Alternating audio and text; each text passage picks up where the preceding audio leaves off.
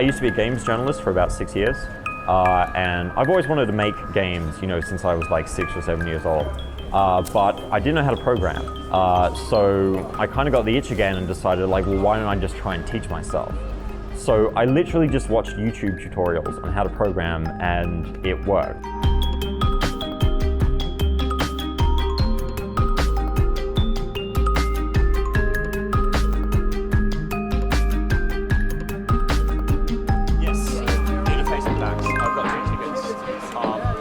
So my name's Dan Hindes, my studio is called Sneaky Bastards, and we are showing our first game called Wildfire at the Indie Showcase booth. It's a stealth game, but you can control the elements of fire, water, and earth. So you can take those elements from the environment and throw them somewhere else, right? So if there's a campfire, you can take that fire into your hand as a fireball, and then you can throw it at, say, a wooden bridge. And if that starts burning, it's eventually going to break and collapse, and anyone who's standing on that bridge is going to go down with it. So that's kind of how you get past enemies. You don't attack them directly, you have to use the environment in creative ways to overcome obstacles like those enemies or like the terrain itself.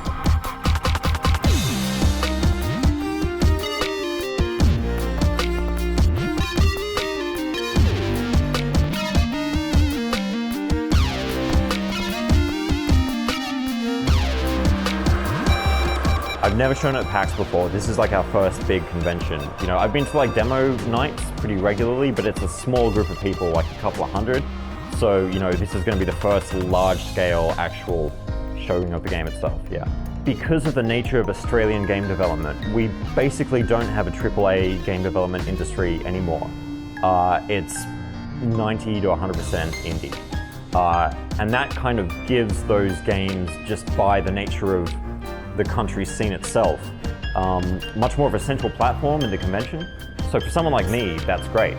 They make dedicated and really concerted efforts to actually highlight and elevate the local games and the local developers in whatever way they can, while still being, a mass market appealing convention as well.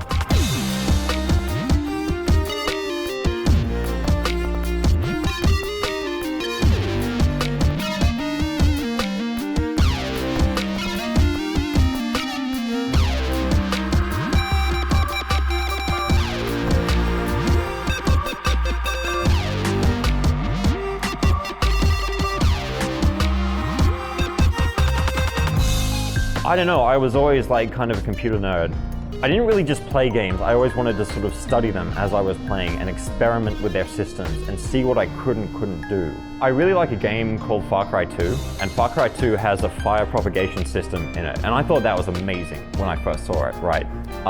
And I always thought, could you make a whole game out of that? So that was the first kernel of it. I'm also a big fan of Looking Glass Studios and their games, so games like the original Thief, Ion Storm as well, so Deus Ex, games that you can sort of solve their problems in creative ways, come up with solutions that maybe even the designers haven't thought of themselves. So that kind of interest in kind of finding out how they work through play, I think is something that kind of drove me all the way up to where I am now.